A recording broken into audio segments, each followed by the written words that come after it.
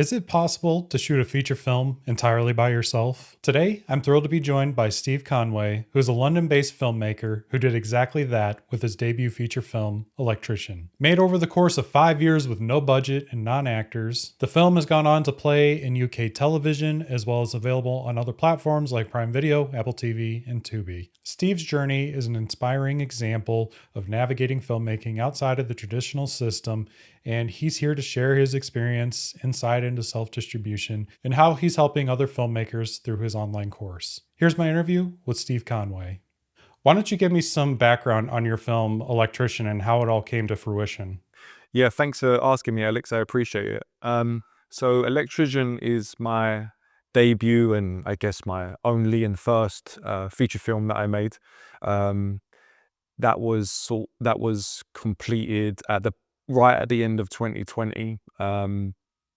Took me the best part of 5 years to put together. So I suppose Electrician, to a certain degree, you could describe it as a huge passion project, I guess, similar to most filmmakers, I'm sure, like yourself, when I was a kid growing up, obsessed with films and cinema, particularly drawn to like indie films and story-driven dramas and stuff like that, and then when I started, as I got older and started venturing into filmmaking and wanting to start creating, my own films and stuff, I was trying to find a balance of obviously trying to sort of, create films that I could sort of earn money with to get by, like, for example, promo videos and things like that. But always on the side, in the background, I was always sort of chipping away at other like short films and passion projects and things. And then I got to around 2015 and I just thought to myself, the big reason why I got into filmmaking and wanted to sort of be a filmmaker was to try and make feature films, that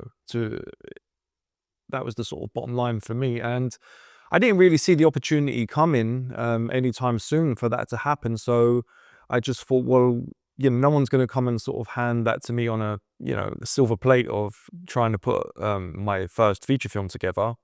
So I thought, I'm going to have to try and put this together myself, and that's kind of what was the origins of Electrician. I'd already made a short film that was kind of very loosely based around Electrician several years prior to 2015. So the idea was kind of already knocking around, and especially with how I kind of put that together. So I was kind of very much spurred on from that. And I thought, well, how can I expand on this? How can I expand on this world and develop this now into a feature film? So in 2015, I decided to sit down and put this together on paper and start strategizing. And I thought stupidly, oh, I'll knock this out in a year or something like that, which was crazy to think.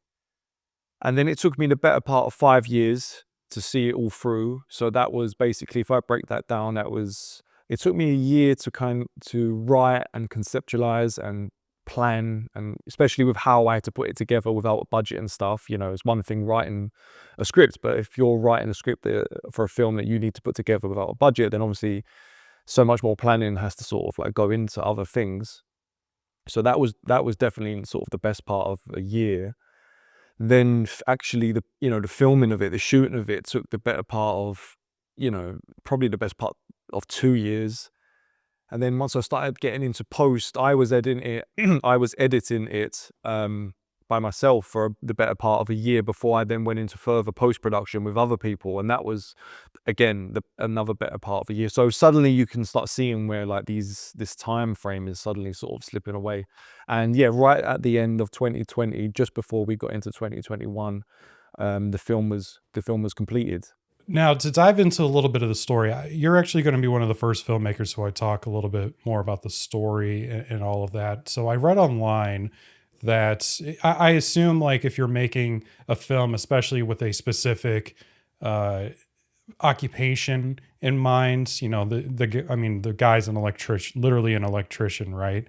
That would have been maybe inspired a bit by, maybe your experience working as an electrician. But I was surprised to learn that you actually worked as an electrician to learn more to create the film.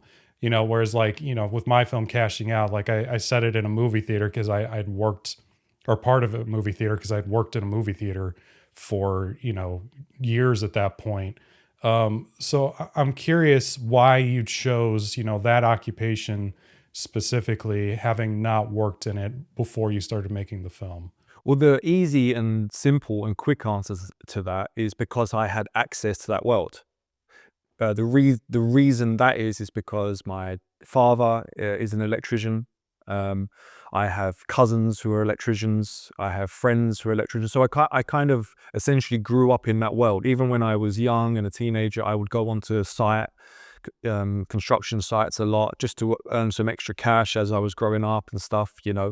And it was very much a kind of something I could always turn to in order to just get by, to help the electricians to just bring some extra income in. Even when I was, chipping away at making films and stuff, I'm sure, as as most filmmakers know, trying to get by as a filmmaker is difficult, so you need to find other avenues of income and stuff. So I always use that as my second income. And as I said, a little while ago, when I started making films and things, I was always trying to sort of find ways of pushing what I could do and, how can I enhance this? How can I enhance that? But always at the back of my head, having to sort of think, or how can I also do this without a budget as well?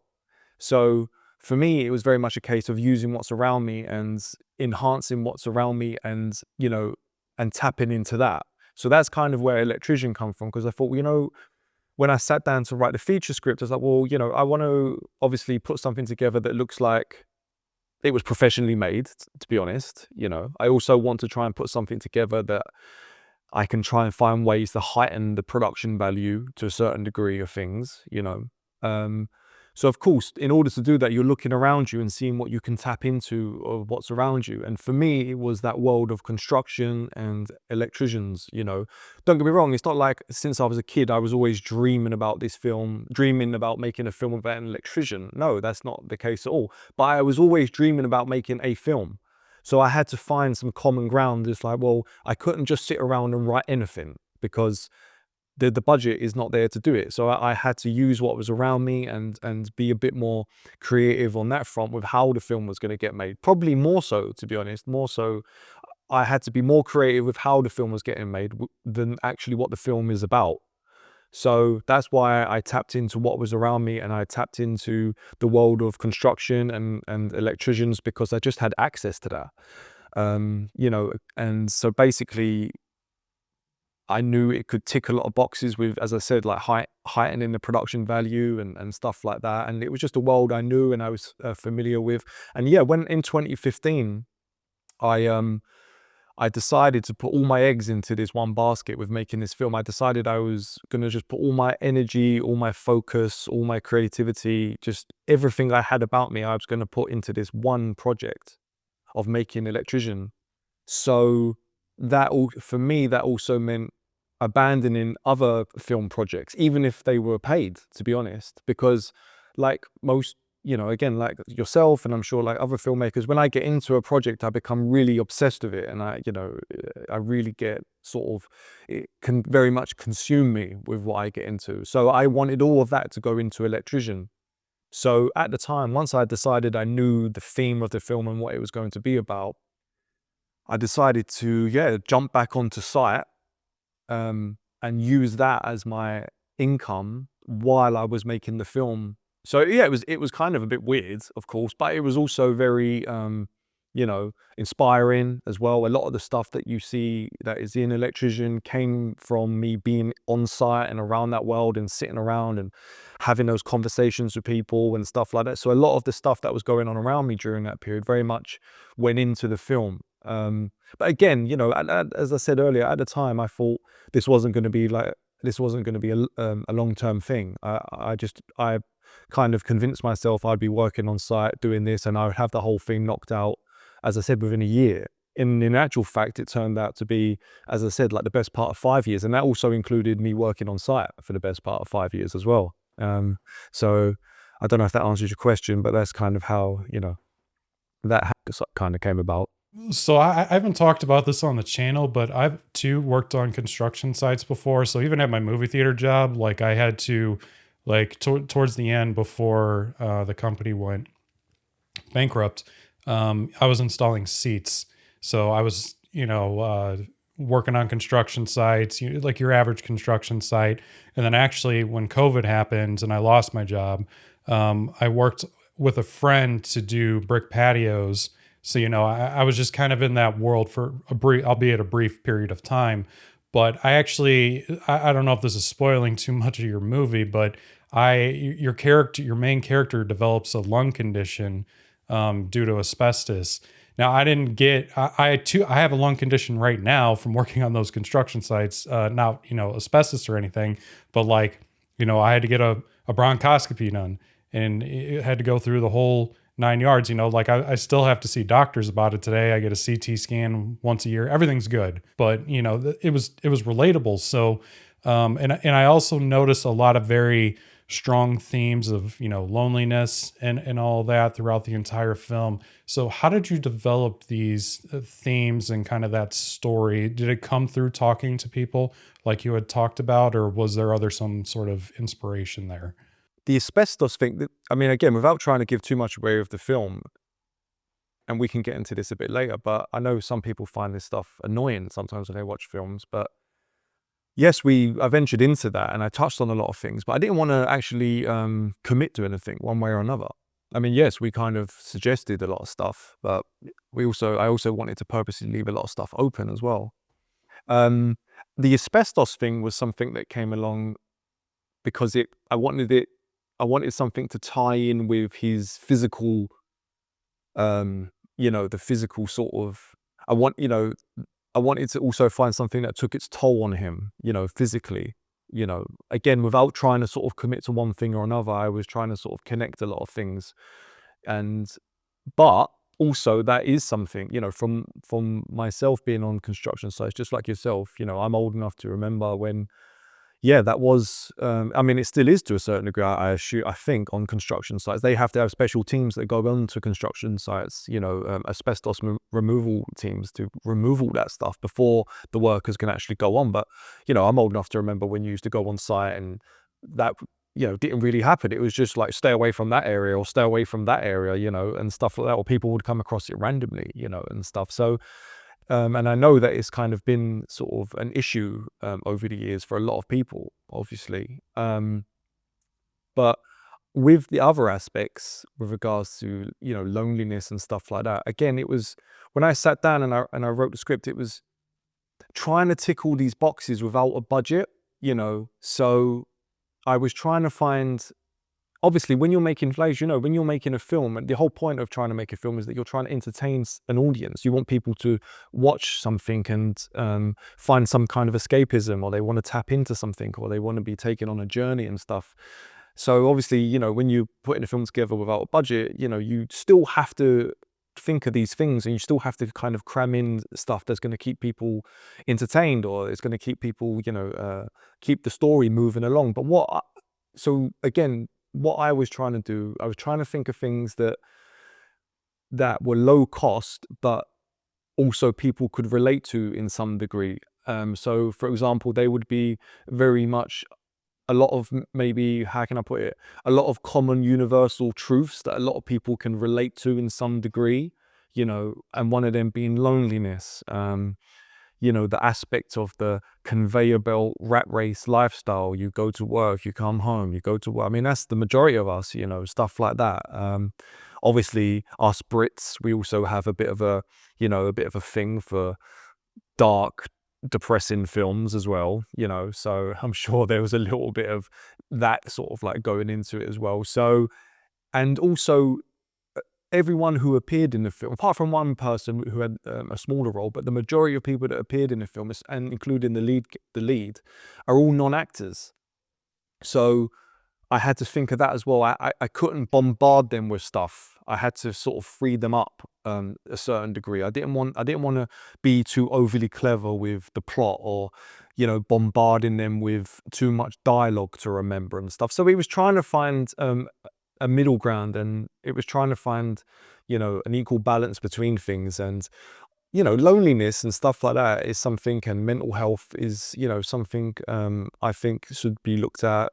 I mean, it obviously does get looked at in loads of stuff, but that's something I've always wanted to sort of, touch upon and sort of highlight as well, to a certain degree. Before we move on, I wanted to quickly go over some of the ways that you can support me. The easiest way is subscribing to my channel and watching my latest videos. I've also started a membership program that gives you early access to videos before they go live. It starts at just $3 a month on YouTube and Patreon, and if memberships aren't your thing, you can buy individual posts directly on Patreon without the membership fee. My feature film Cashing Out is available to watch on major platforms like Amazon and Apple TV, and you can even watch for free on platforms like Tubi, Plex, and YouTube. If you want to support directly, there's a pay what you want option on my own OTT platform that starts at just $2. And if you do watch the film, it would mean the world to me to leave a review on IMDb, Letterboxd, or your favorite platform. Lastly, if you're interested in my future film projects, you can sign up for my email list. I have some exciting new films that I can't wait to share with you all. All of these items will be linked in the description below. Thank you so much for the support. Now let's get back to the show. I don't know if you can answer this. However, I'm really curious because I've never talked to somebody who makes kind of these really small films in the UK. So based on your knowledge, what do you think are the biggest differences between making a film of this size between the US and the UK? I'd be lying if I said I had a ton of information about how you guys go about similar things in America, over in America, because I don't, to be honest. But to be honest with you, I'm trying to think of a way that I can answer this in a more conclusive way. I would consider a lot of what I do, and especially this film, Electrician, was very much, I mean, practically entirely was a film that was made outside of the filmmaking system or the film industry. It was very much a film like that. It was very much a film that was made outside of the usual regular establishment or the usual way of sort of putting the films together. And I wouldn't want to sit here and say I'm like this expert of how that machine works, because I'm just not. I just put the film together in the manner that I put it together because I just didn't see any other way of making a film. I didn't see any other way of putting a feature film together. So it was very much a case of, in a weird way, I always describe it to people, it was my naivety that seen me through it, because I didn't know that it couldn't be done like that. I think if I did have all this massive experience within the actual, film industry and the whole machine of that, it probably would have put me off of trying to attempt the film that I did make, because I would have just been thinking, this is impossible. If we've got all this red tape, we've got to tick all these boxes and this and that. And, it probably would have just put me off. The thing with Electrician was that it was very low key. We were like a small knit kind of group. It was very much guerrilla filmmaking, but just on a huge scale, I guess, and it was, as I say, like a labor of love. But I think I was trying to look at my weaknesses as my strengths instead. So it was like, because there's not a big crew that allows us, basically was no crew. 85-90% of the time of all the shots that were being made, it was just literally me and the lead. And we would be out and about wherever we was, running around, quickly grabbing our shots and things like that. And so I chose not to look at it like it was an issue that I didn't have a team behind me. I was more trying to think of it like, no, actually, this is a strength, because we're more nimble. We can move around quicker. We can get things done. We can go to places that, you don't have to, that you won't be able to drag large crews around and things like that. Like, so much of that film, when I watch it, I just think to myself, there's just no way I would have been able to have, dragged the crew into those places to try and get those shots and things like that. You said sometimes there were shooting days where it was just you and the main actor. However, if you were on like a regular set day where you have a few more crew, like what did your crew typically look like on a good day? I had already had quite a lot of, I'd already had several years experience building up to Electrician as a kind of one-man band setup, running around, shooting, editing films, like online promo films for all kinds of small businesses, and just trying to get by, whatever that may be, local businesses, small businesses. I mean, it's funny, I was chatting about this to someone recently, and again, this was back in just before 2015, so you're talking like 2011, 12, maybe from 2011 or something. And I remember at that time when I decided I wanted to get more into this, I wanted to try and make my income my passion. And I decided back then the way to do that was to be creating these little promo videos that businesses could use on their websites and things like that. I mean, social media wasn't really a thing then, but websites certainly was. And I remember going around talking to businesses and things and trying to, drum up work and talk to people and stuff. And I used to get laughed at. So many of these business owners were like saying to me, "Oh, that will never take off. I'm not interested in this. The internet and stuff, and having videos on our website. I can't see it. That's not something that's going to sort of become a big thing. We'd rather put an ad out in a newspaper. That's how we do our marketing and stuff like that." And then fast forward to like maybe 2015, and when iPhones and stuff started to become a little bit more popular and websites become a little bit more advanced, and obviously things change. But it was around that period where I was trying to, as I say, make my way as a kind of run and gun kind of one-man band filmmaker, basically. And I was trying to do that by creating these promo videos for all kinds of different types of business, whatever work I could get, basically. But what was going on at that time was, in a kind of weird way, that was my training ground. That was without me even realizing it at the time. I'd had a bit of camera experience and editing before that, but nothing compared to what this was. So then I went on a run of maybe 3 or 4 years of just literally running around with a camera, out and about, grabbing shots, editing, trying to do things quickly, by myself, so capturing sounds and shooting stuff, and directing and things, because I just didn't have the budgets or the capabilities to get other people on board. So I had to learn how to do that myself. I had to learn how to complete these projects that I was doing for these businesses by myself. And as I say, what was going on at that time, really, without me even realizing it, was my training ground for eventually going on to make Electrician, because I essentially made Electrician in exactly the same way. I just took that experience and then applied it to Electrician. And again, when I sat down and started writing the scripts and things like that, I knew I had to apply all that filmmaking experience that I had building up to that, and the way that I was making the films was also going to be the way that Electrician was going to get made. So essentially, in a nutshell, it was basically myself behind the camera, and obviously, so I was shooting and I was also capturing the sound and directing. Of course, that can become like difficult. Of course it is, because ideally you just want to concentrate on directing and stuff. That's what you'd want to focus on. But at the time, there was just no other way of doing it. It was like, well, it was either this or this film doesn't get made. So I was confident enough at that point with knowing my way around a camera, knowing how to capture good sound, knowing how to edit. So I felt confident enough that I could pull it off. And obviously I had to brace myself, and it was difficult. So yeah, the crew was basically myself. And I'm not, again, that's not me, as I say, trying to be like this control freak, or I have to do everything and it has to be me, and it's not the case at all. But it was a case of, well, there's no budget, so I can't pay people to get involved in this. But at the same time, I have adequate equipment, I think, to put this together. I know my way around cameras. I know how to shoot. I know how to edit. So I'll try and put this together. So to clarify there real quick, you shot the majority of the film by yourself, or you shot the entire film by yourself? I shot the entire film. Wow. Okay.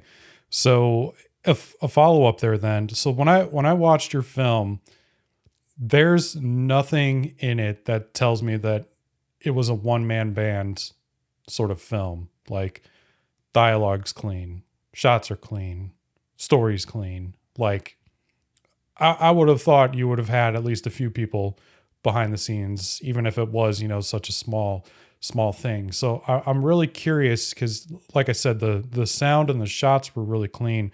So how did you capture clean sound? Because like you don't only like if I were to assume that you were doing the sound by yourself, you put the cam or the mic like on top of the camera or something and just get up close. But you have a lot of wide shots in this film, capturing dialogue from people who are, not in front of the camera. And, like your shots aren't dark either. You know what I mean? So can you walk me through a little bit of your production process there and how you accomplish both of those? Yeah, of course. I mean, look, don't get me wrong. Over the course of 2 years of shooting, there was a couple occasions where I did have a couple of people come in and sort of help me out with carrying some stuff and stuff like that. I'm not gonna, but yeah, 99% of the time it was myself with the camera and the sound and stuff. So basically, as I say, I felt confident from my several years' experience of being a one-man band filmmaker, creating the promo films, and that massively gave me a lot of experience with regards to things like exposure settings on cameras and things, and a lot of that also included interviews. So I'd picked up a fairly good knowledge, a fairly decent. I mean, no way do I consider myself an expert sound recordist or anything like that, but it gave me enough knowledge to know, to know fairly enough about how to capture sound when people are speaking and dialogue and stuff like that.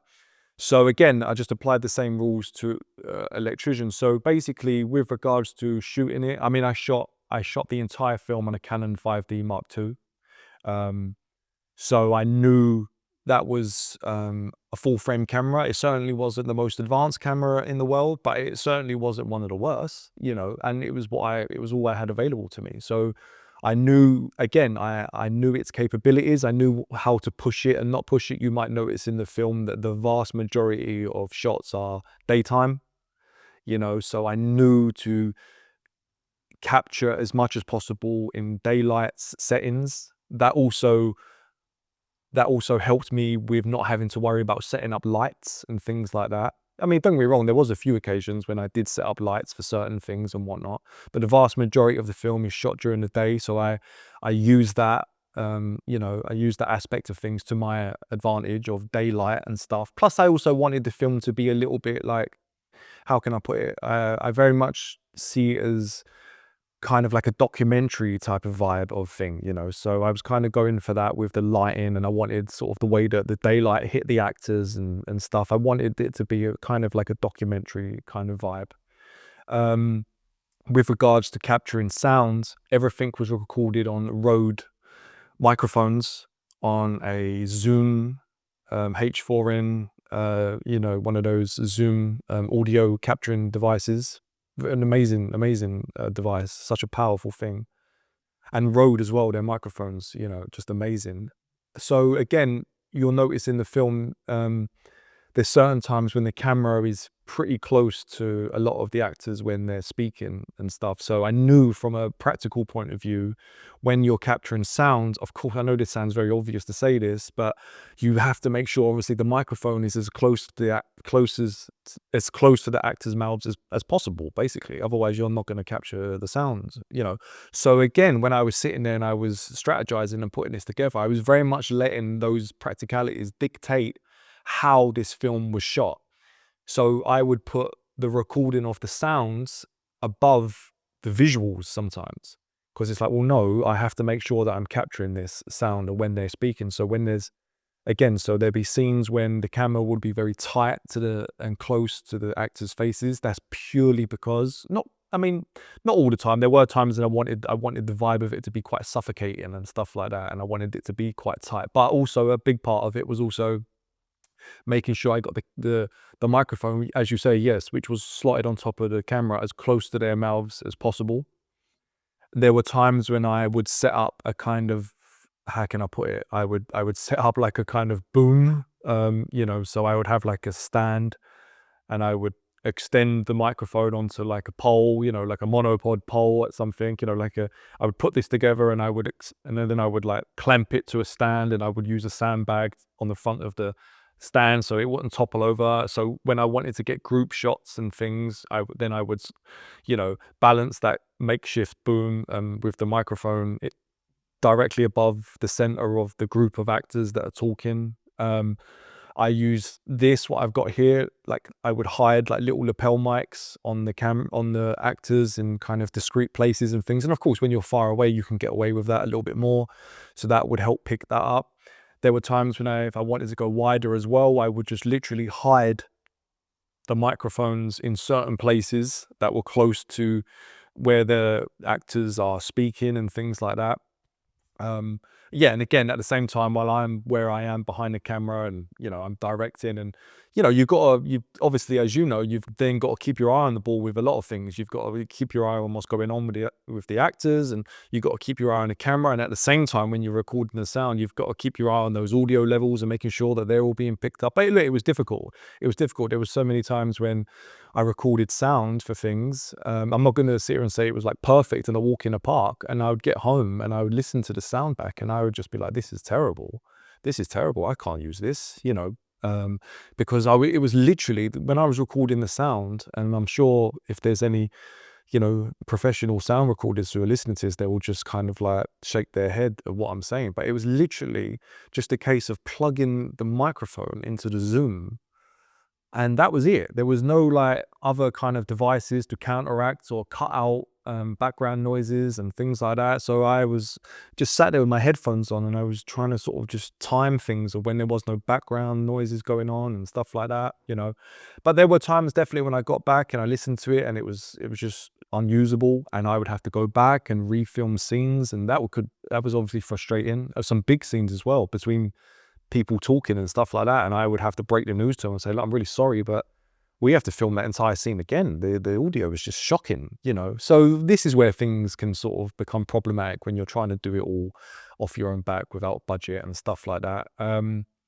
So yeah, that's kind of how that got put together with regards to the sound recording and the visuals. You also have a lot of interesting locations, like you've shot in warehouses, construction sites, I mean, cafes and restaurants and stuff like that. So how did you secure those locations? Like, did you do any kind of guerrilla tactics there? Did you get permission? Like, how did you go about getting all these cool locations?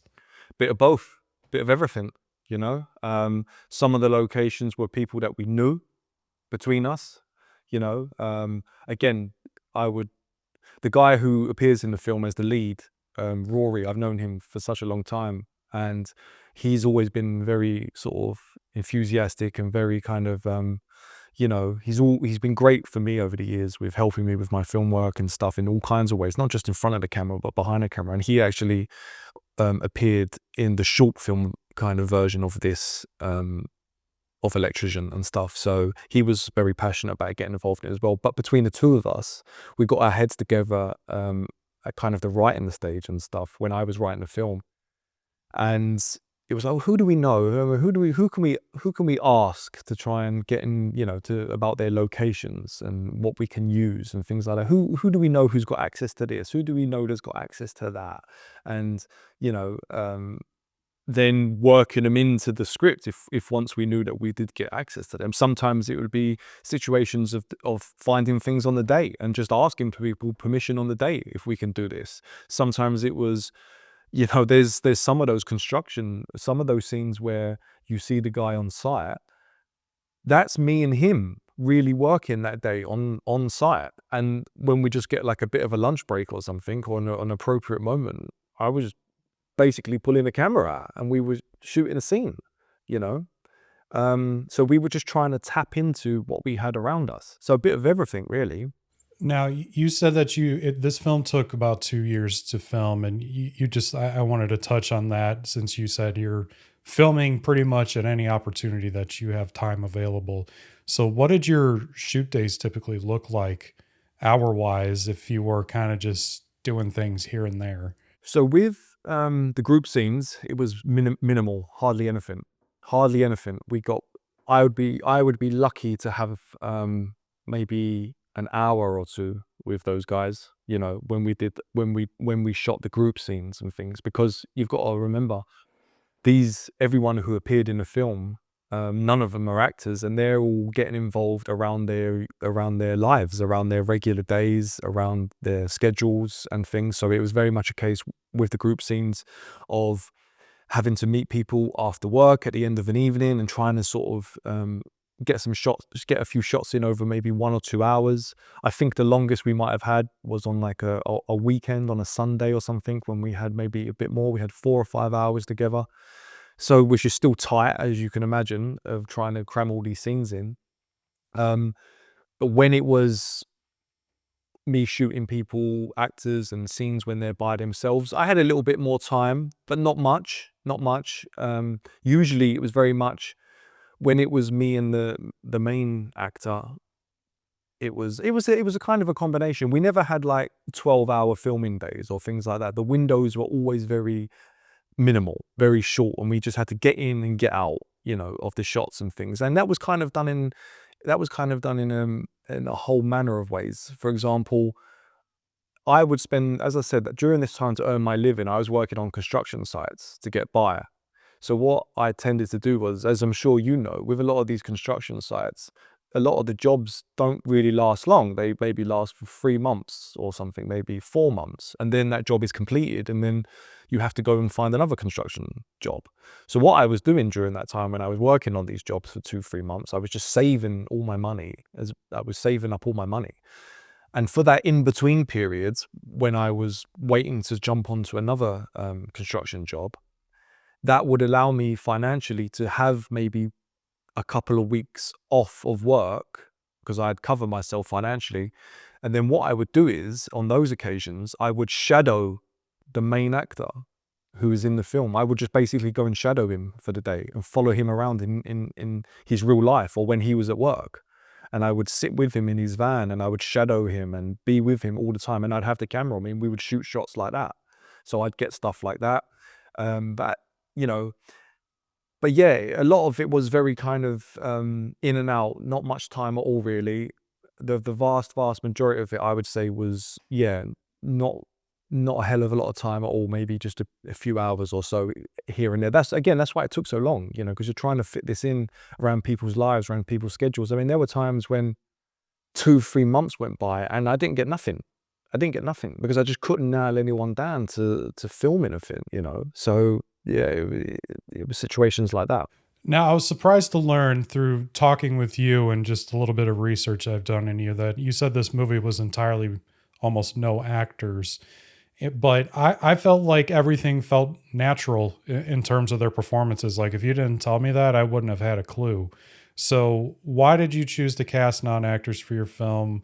And can you walk me through, like, especially with how much time it took you to make this film, what is your opinion as far as like how you were able to get these people to stick around for that period of time? Again, when I started thinking along the lines of putting this film together, again, one of the aspects I knew was in order for me to get this done, I'm going to have to also tap into using people I have around me, because I need people who have some kind of personal relationship with me to some degree to sustain the longevity of how long this is going to take.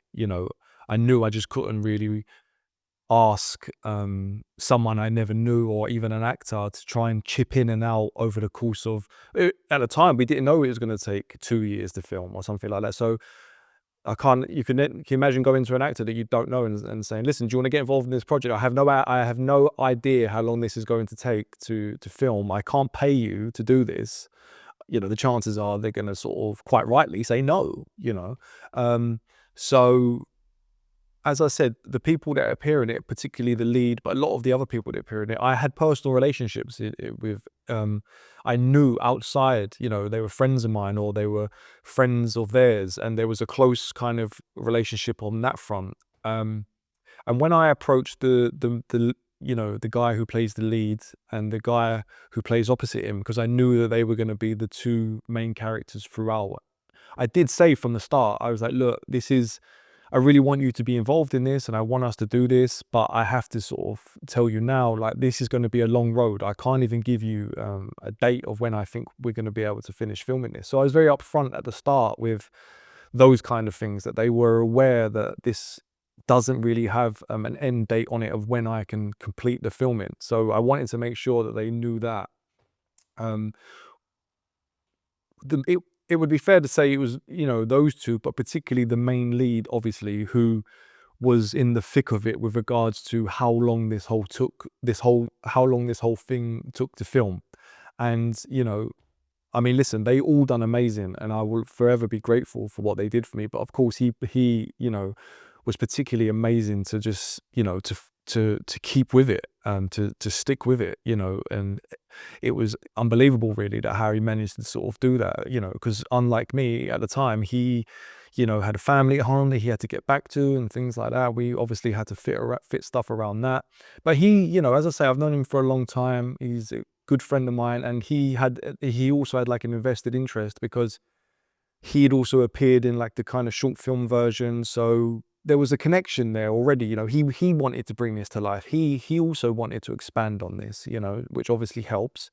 But with a lot of the others in the film who appear in the film, like on around that, with regards to like the co-workers and other sort of characters that kind of come in and out, they wasn't involved with the longevity of the filming of this at all, really. They come on board quite late towards the end, and maybe you could probably count on one hand the amount of days that I asked them to sort of get involved with the shooting of things. So they never really experienced that kind of longevity of 2 years. They were just very in and out, kind of at the end of the 2 years.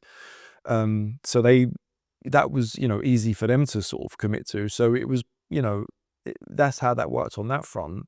But with regards to using non-actors, yeah, I mean, I guess I've always used non-actors in things, really, in films that I've made and stuff. I'm a massive fan of that. I think, look, don't get me wrong, I think it has a lot of pros and cons and stuff.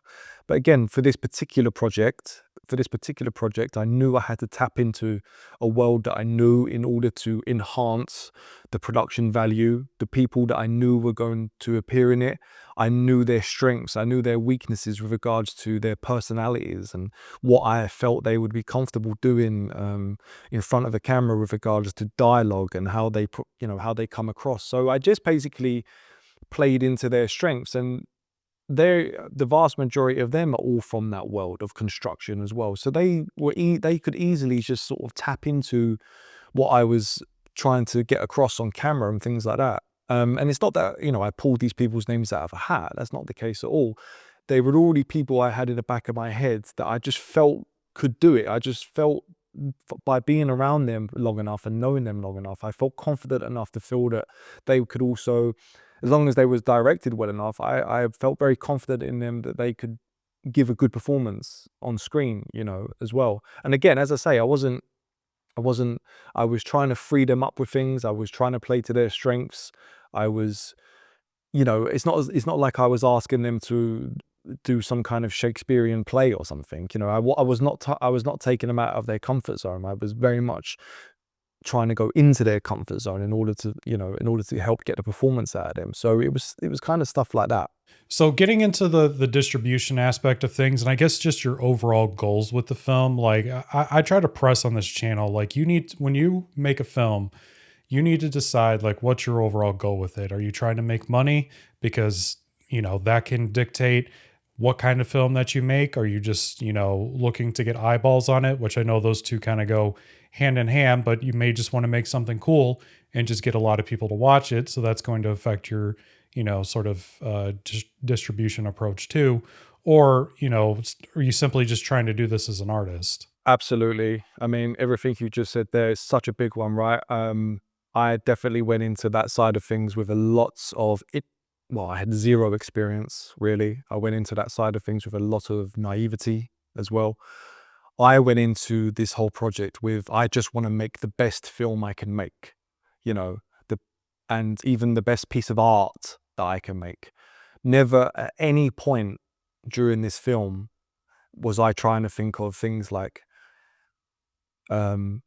what can I put in here that can heighten the possibility of this making money or finding distribution and things like that. Now, I'm not saying that's a good thing or a bad thing. Like, both have, like, I can totally understand both strategies, of course, because at the end of the day, a lot of people will look at it as like a business. They need to keep turning this over.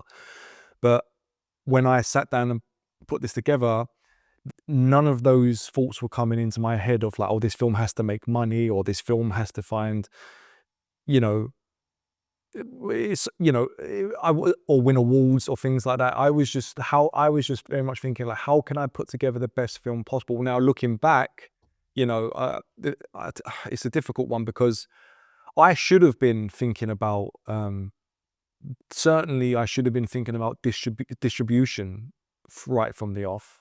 Now, I'm not saying I should have been thinking about distribution in the sense of trying to go and get like a deal with a distribution company somewhere, because that's a whole nother kind of beast to try and wrestle with. But I should have been thinking very early on with regards to distribution, with regards to where are people going to watch this film, even if it's just like, what platform is it going to live on, like where is this film going. Like I got to the end of everything with a finished film, and I was like, well, now what do I do? And that was a big tough learning curve for me, so I 100% should have been thinking about that side of things right at the start, 100%, where's this film going to ultimately live and things like that. But when I finished the film, I did, I suppose what many people do, I just assumed that the best thing to do would be like to try and bang on the door of distribution companies and, I've got a film, come and, bite my hand off for this film. And, and I just assumed that someone along the lines that would do that. And that was just not the case at all. There's a lot more thinking that goes into it, than someone just turning up with a film and them just biting, them just taking it off you. So yeah, the whole distribution side of things, I was very naive to it at the start. I should have been thinking along those lines much sooner, and had some kind of strategy with regards to what was going to happen with the film once the film was completed. But as you say, touching on what you just said there, as for trying to write a film or make a film that can enhance that, is a different kind of conversation, because obviously then you're trying to sort of tick certain boxes to appease certain audiences and things like that can possibly heighten the chance of your film being picked up for distribution, because you are ticking certain boxes on that front. Because I guess a lot of these people with distribution companies, for them it's a business. They're looking at it like a business. They're not looking at it like how me and you are looking at it, like an artist. They're looking at it like a business.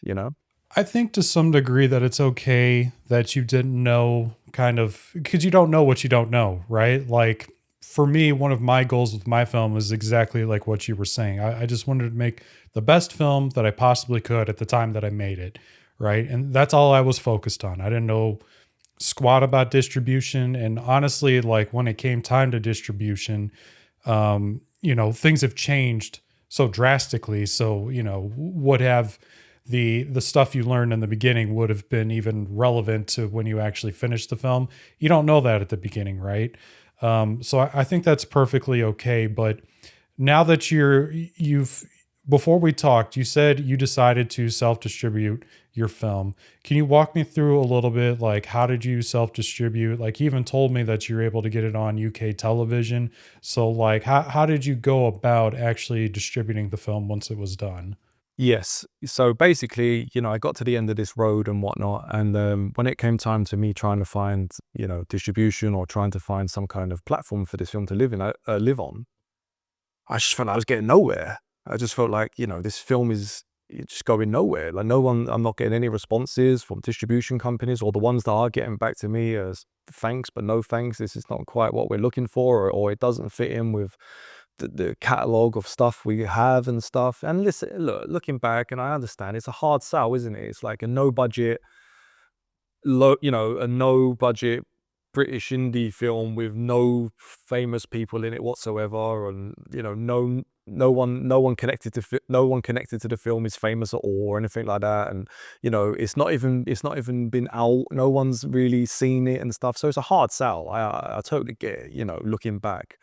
But so then, of course, at some point I had to start thinking, well, I can't just sit around waiting for like a distribution company to come and like sort of like pick this up, because that doesn't seem to be happening. So what have I got within my power in order to get this out to the world. So to be honest, I was kind of just looking at, like, I guess what many indie filmmakers are looking at. I was like, well, I guess, I can sort of submit my film to Prime Video, and get it onto Prime. That's kind of a good place where a lot of people seem to watch films. That's where you speak to a lot of people. That's where a lot of people seem, that's a good platform to, get it on, because there's a large audience of people who have Prime at home, and so it's easy access for them to watch that. So I went down that road of submitting it to Prime Video. What else? I mean, I would say that was sort of the main one for me. I mean, I was looking at other options and things. The thing is, it's kind of weird, because I look back now and I think, parallel to distribution, the other thing I should have been, I mean, look, it's difficult. You can't think of everything, obviously, when you're going down this road, doing it how I did it and whatnot. And it's all a learning curve. But looking back now, the other thing that I should have been thinking along the lines of, with regards to distribution, because it's one thing having distribution, but it's another thing having an audience, because it's like, well, yeah, you can get your film onto Prime or stuff like that, but how are people going to know about it? Because even if you get your film onto Prime, they're not going to promote your film. They'll house it for you, they'll home it for you, which is great, because a lot of people have access to Prime, and they'll supply you with a link to watch it. They're not going to promote it for you. So then again, that was another learning curve. It's like, well, okay, now we've got the film. I mean, all right, we had kind of generated a mini audience, a very, very small audience, so to say, over a period of time. It wasn't huge. So even when I did get the film onto Prime and I had a link in order for people to then watch it, it was still a case of having to then climb another mountain of letting people know about it and trying to drum up some kind of audience. And again, looking back now, that's something that should have happened right from the start. I'm not saying it has to be millions or whatnot, but just something along. I mean, I was trying to do bits and pieces along the line on social media and stuff like that and whatnot, but it wasn't enough. It wasn't enough. I should have been a lot more, or I should have tried to make an effort to get someone else on board to concentrate on that side of things, to generate a kind of audience. Because I think then if you do have like a fairly decent audience when the film's ready, you could then open yourself up to other options. Like, I was considering renting the film through Vimeo and stuff. That was another thing I was looking at. But it's like, well, what's the point? There's no audience. It's like I'm still having to send the audience somewhere. So for a long time, the film lived on Prime. That's the only place it was. And it was a kind of a slow burner, we were trying to I was trying to do what I can to get word about, to let people know about it. But again, with no budget for like marketing and stuff, it was difficult. And by the time I got to the end of making a film, I was just totally burnt out. My brain was fried. So as for going on any kind of like marketing campaigns to try and let people know about the film, I was not in that headspace. Plus, this very much backed onto the beginning of the pandemic. We had the film premiere in something like March, or so. We had the film premiere in like March over here in the UK in 2021, I think it was, or something like that. 2 weeks later, we went into a lockdown, and the pandemic began. So I had all that, like everyone else, to contend with, and that whole craziness going on to try and figure out at the same time. So, the film lived on Prime solely for quite a while, and obviously we were relying on word of mouth and people watching it and letting other people know about it. But of course, that's a very slow burn. And then I just started thinking more locally. I was like, well, surely there has to be, like local, maybe TV stations, so to speak, who would be interested in having discussions with, people, someone like me, who could just turn up and say, here's a film, like, are you interested and stuff? Obviously over here, I didn't think it was going to be any of the big hitters, on that front. So I kind of looked more kind of, small scale at other sort of smaller TV stations. And the one that we have over here, we have a TV station over here. It's only a small TV station, like a local channel called London Live. And I just really felt that my film was like a fantastic suit for what they do and what they put out. It was London, it was based in London, they're based in London, they like to champion a lot of London stuff and whatnot. So I just kind of done my homework with regards to finding out who the relevant people are to try and reach out to, and just reached out to them, you know, and fortunately they were interested, and they came back to me to open the dialogue up, and whatnot. But what I would say is, from that initial email that I sent them to the film then actually appearing on their TV channel was like the best part of a year. That didn't happen overnight either. Which again, I totally understand. Like, these things are a slow burn for them. Like, they have to, you know, fit it in and stuff like that. But fortunately, they were willing to, take it and air it. And so that was a big thing for me and for us, to have our film shown on TV over here and stuff. That was like a highlight as well for us. And then I can't remember. I'll have to check, but I can't remember the dates. But then at another point, I looked at Film Hub. I started looking at that road. I looked into those guys. I done some research on them, and then it got to the point where I was like, okay, let's have a a punt on this. Let's see what they can do. And they managed to get on a few different places. They did. So that's kind of how that was. That's how that kind of came about on that front. Now, when I was looking into your film and you and all that, I noticed that you actually had quite a bit of IMDb reviews. And actually, I've talked to the CEO of Film Hub, and that was like one of the things that he kind of touched on, is like the importance of reviews and all that, and obviously figuring out unique ways to get people to watch. So, apparently you have built sort of a relatively small audience, as you were talking about.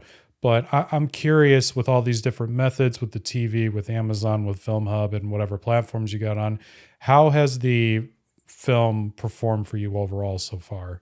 I always felt, I mean, I'm sure every filmmaker and artist says this, so, bear with me. But I always felt there was an audience for the film. I always felt that somewhere out there was an audience for this film. I'm not saying it was everyone's cup of tea, far from it. Far from it. I always knew this would be a film that would be very kind of, how can I put it, divisive even. I knew people were either going to, like it, or they were really, really not going to like it. I kind of learned over this period of time to be honest, to stay away from trying to get too involved in reading comments online and things like that. I tried to back away from that kind of thing, because I think, it can be very kind of not healthy for you for all kinds of reasons, But at the same time, you need to try and dip in and out of it to a degree, because you're also looking for creative feedback and data, and that can sometimes help you, creatively, of where you want to move forward with things. So it's trying to find a balance. But obviously, in the end, this film become very much a case of, look, let's just get eyes on it. The important thing is to get eyes on this film, because I'm sure, like most filmmakers and things, you get to the end of a project or a film, and then you have this high idea in your head that you have to keep it under wraps, because no distribution company will want to come and get involved with you if your film is already widely available to the world. And I kind of think now it's the opposite. It's like, well, no, because if you do get it out to the world, and you're able to get people talking about it, then you're generating, the feedback. You're getting people talking about it amongst themselves, sharing it around. So you're actually creating more of a reason of why people might want to get involved, because they're seeing that there's interaction and stuff. So that was an interesting learning curve. But as for, as I say, as for sort of, I recently took the decision to put the film onto a YouTube channel over here in the UK, Britflix, and they do an amazing job of championing, low budget movies that might not necessarily get, the eyes on it that it necessarily would. So, I submitted Electrician to them a couple of months ago, and so far the response has been fantastic. It's been fantastic. I've been quite blown away by it, to be honest. But I would say that overall, my sort of thoughts on the reception from the audience is kind of, so I guess it seems that people either love it or they hate it. I think seems to be the general kind of vibe. But I actually kind of like that. I like that it's one extreme or the other. I think I'd be more worried if it was like, if it was a case of the majority of people just being like, yeah, it was okay. It was okay. I think it's a good thing that you can get extreme reactions one way or the other. So I'm kind of happy that, yeah, as I say, that people seem to either really love it or they seem to really hate it, which is fair enough, because I always knew that this was not going to be everyone's cup of tea, so to speak, and you can't go into it thinking that, you know. So that's kind of my thinking along on that at the moment. Did the film make back what you spent on it through the distribution methods that you've used? I mean, it's difficult to say what I've spent on it because there was no budget. I mean, obviously, when we got into post production, I had to find sort of, you know, a few quid here and there for different things and whatnot. But I guess like over the years and stuff, like you're sort of like chipping away at sort. I would say I tried to do a bit of a calculation. I tried to do a bit of a calculation once of like what I was spending on things and whatnot. And I think, you know, over that period of time and whatnot to put that film together, I think really when unless I'm missing a few things, it was probably maybe 3 or 4 grand spent overall in order to put that film together. But no, you know, the film is the film is still very much, you know, out there, still trying to find its audience even now. I wouldn't say like the, you know, I wouldn't say that as I'm sitting here now, these distribution methods have like brought me shed loads of cash and stuff like that. That's not the case at all, you know. It's still very much, even 5 years later, it's still very much in the area of still trying to find its audience. I mean, don't get me wrong, it's found its audience a lot more than what it was going back even a few years. But I think we're still in that phase. I think we're still in that phase of this finding its audience. So you decided to take this experience from making this film and create sort of a course on how to make indie films. So what inspired you to turn those experiences into a course for filmmakers? Well, first of all, because when I got to the end of it, I felt like I was about to have a mental breakdown, you know, like I'm sure most indie filmmakers do when they get to the end of these projects, you know. And then, as I say, off the back of that, I was just about like everyone else. We were just entering into a global pandemic, so my head was just all over the place, to be honest. And as time went on, I really had to sort of decompress and distance myself from the film to a certain degree, you know, because yeah, it can take a toll, and it was totally my choice to go down that road. You know, I totally understand that, but there's a lot of unforeseen things that you cannot predict when you go down that road, and it took its toll. And the quick answer, the simple answer was I kind of got to the point where when the film came out and we got onto Prime and stuff, and it started to sort of, people were able to start watching it, and they started sort of sharing it amongst themselves. I noticed that I started to get quite a lot of emails from people who had seen the film, and the vast majority of them were filmmakers. They were indie filmmakers, and they were very curious how the film got made, basically. You know, they were asking me lots of kind of filmmaking questions, technical questions, and I always try to do my best to go back with, you know, answers and try to be kind of descriptive as possible. So then as time went on, I just thought, well, maybe I can try and put something together, because I knew that I'm sure that there was going to be other people who were going to try and go down this road as well. Listen, I'm not the only person who's ever gone down that road. There's plenty of people who have done similar things to what I did with Electrician, and I'm sure there's going to be plenty of people who are going to do the same thing again. So I just felt, you know what, coming at the back of that, there's a lot there that I feel like I could pass on with, you know, some kind of structure if people are thinking of going down that road, you know, because there's so many things that I missed, and I just felt if I could put this down into some kind of, you know, well thought out kind of, you know, like different steps and phases of how to go about this based on my entire experience of how I went about it. And on top of that, adding on top of that, all the things that I missed and I would do differently. And that's kind of where that kind of come from. You know, that's where the idea of it started, sort of, the cogs started turning on that front.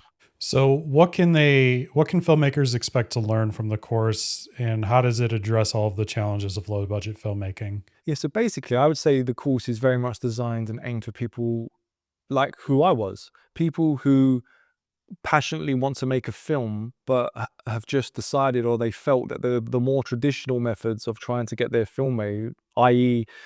going through like the regular filmmaking system with regards to getting budgets and those kind of things, for whatever reason, they've just decided, which is the majority of us, that they've just decided that that's not how it's going to work for them to get their film made.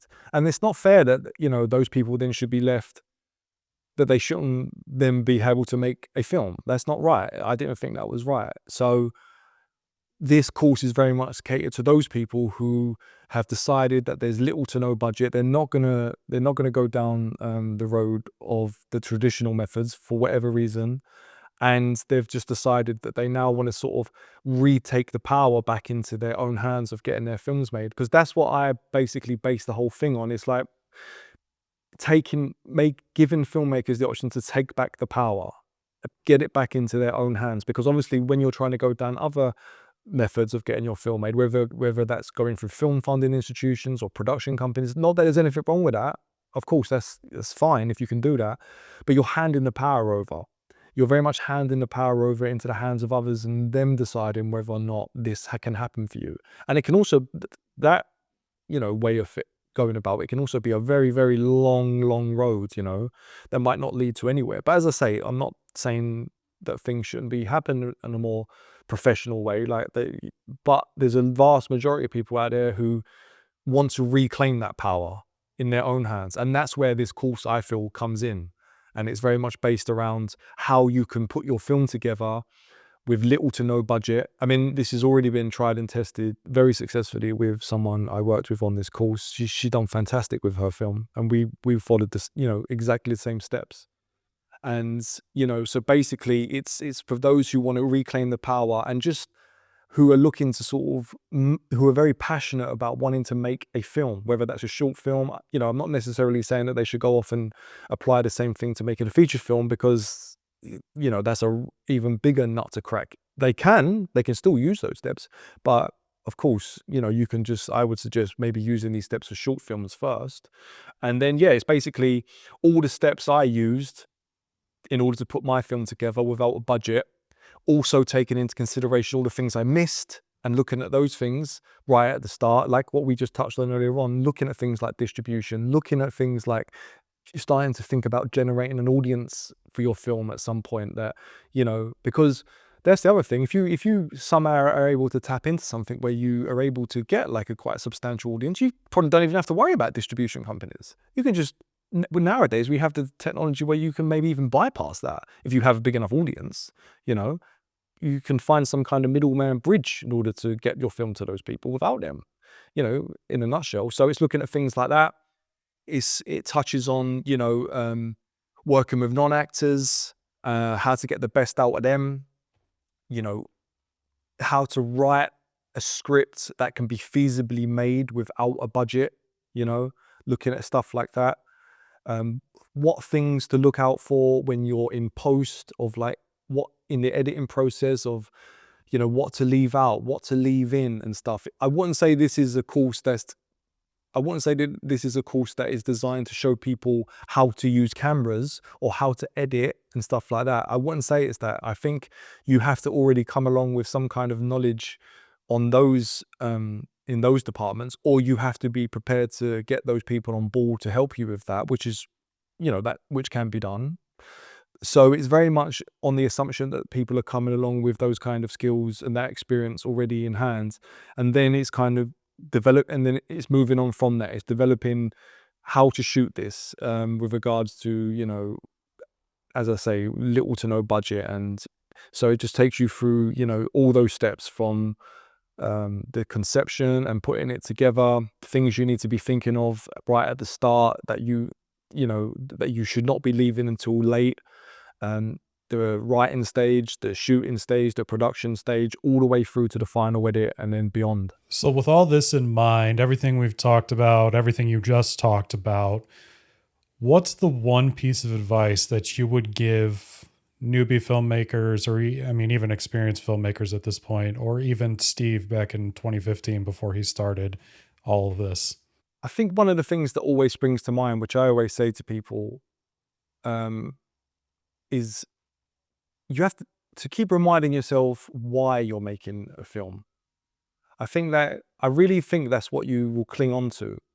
I think if you go into it, I think the foundation of why you want to make a film has to be solid, for all kinds of reasons. Because if you're going down this particular road, you're going to really come up against a lot of hardships and, a lot of doors slammed in your face and a lot of, things are going to fall apart and stuff. So you're going to very much cling on to, why are we doing this? Why are we making this film? And I think if those things are flimsy and they're not solid, or if they're very much dependent on what others might think, or if you're handing that power over to others for them to deem and qualify why you're doing this, then you're kind of, setting yourself up for a foul. So I would just say, if I had to only pick one thing, I would say just make sure the reasons why you're doing this are solid and they have longevity, because you're going to cling on to that all the way through, and that's also very much what's going to spur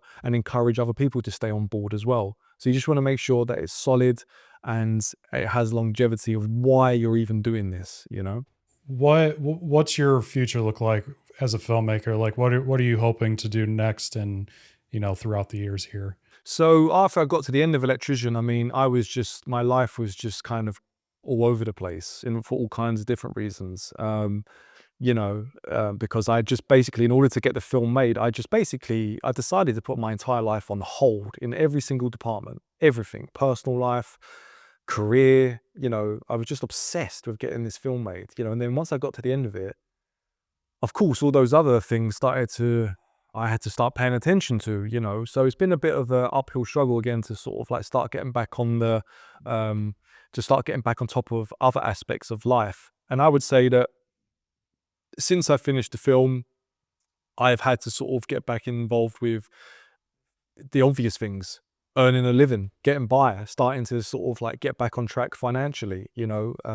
Obviously getting back on track financially, ideally within filmmaking, so I went back to being involved with more corporate and marketing type stuff in order to start picking work up again with my filmmaking and paying the bills. As I say, with regards to like the course and stuff, I've very much gone down the road where I wanted to dedicate an adequate enough time to try and put various things together where I can, hopefully pass on helpful knowledge to other indie filmmakers who might be going down. I didn't want to just disregard it. I just felt like before I totally move on from this, I want to make sure that there's other stuff there that I can help other people. So I've been concentrating on that, in various forms. Obviously chipping away at other stuff with regards to more sort of passion projects and writing scripts and things like that. I delved back into the other sort of branch of my filmmaking. I've always been passionate about, like interviews and documentaries and stuff. I tapped back into that, but also I would say the last kind of I would say sort of the last year, I've also been now chewing on the idea of wanting to at some point sit back down and write a script of something, a follow-up film, not necessarily a sequel, but my next feature. So that's kind of now been in my mind for a little while. I feel like I'm at a place now where I can start thinking about going down that road again. Maybe not necessarily exactly the same road, but there'll definitely be a balance of the two of going down the same road and then maybe going down other roads as well. So yeah, I think I'm starting to sort of mentally chew on that of putting together a script for a follow-up film as well. What's one film that you wish you could have directed or even just have worked on? I mean, listen, I'm, growing up over here in the UK, of course, we have all our British film directors and stuff and whatnot, very sort of low budget indie stuff. You're thinking of people like Ken Loach, and you're thinking of people like, in more recent years, Shane Meadows, Ben Wheatley, these kind of people who are making these films and stuff. So I've always been drawn to those kind of films, that kind of kitchen sink dramas, I don't know, there's one of my favorite all-time films from over here, a film from the late 80s, is called With Now and I, and that's always been a firm favorite of mine and my family and a lot of people I knew growing up. So that's like, a super amazing film. I would have, loved to have like been involved with. But then as you get older, I mean, I was also a massive, one of the films that drastically changed my kind of life in regards to filmmaking was Terminator 2. I mean, that just totally blew me away when I see that as a kid. Even now, to this day, I still watch that film and I'm just like totally amazed by what they put together with that. I mean, God, imagine working on that. That would have been amazing, you know. Um, I mean, I could go on forever, I got lots of like Scorsese films, I could think of, and stuff. For me personally, I love the Terminator 2 answer, just because like I think that movie's like a masterclass in filmmaking, especially with Absolutely. like practical effects and just how to put scenes together and stuff like for that type of scale of a movie, So I definitely agree with you Oh, it's there for genius. I sure. mean, that film, I always said that film could come out now and Oh still yeah. excel in every level of anything that's also maybe come out in recent years.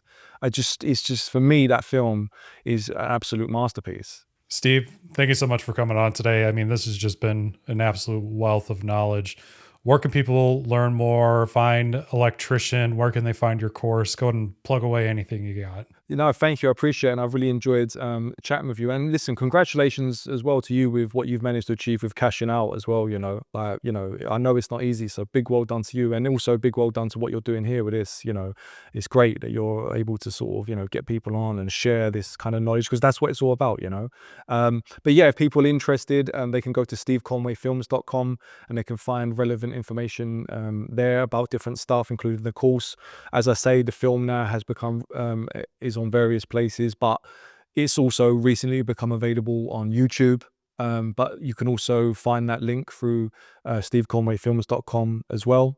And yeah, I would say that would be the place where they could find other stuff. I want to give Steve another huge shout out for coming on the channel and being so candid about his entire experience with, indie filmmaking and all that. I was really surprised to learn that he did the majority of this by himself. I watched Electrician yesterday, and I can tell you deep from the heart, there's no way he would have ever known that, this was a film that was shot with pretty much just one person. So definitely check out his film. I'll have that linked in the description. Check out his course and anything else that he talked about throughout this interview. And again, if you want to help support me, you can subscribe to this channel, like this video, and continue to watch all of the videos that I put out. My feature film, Cashing Out, will of course be linked in the description. And if you enjoyed this video, I will have other interviews linked on screen here that I think you would enjoy. Thank you so much for watching, and I'll see you on the next one.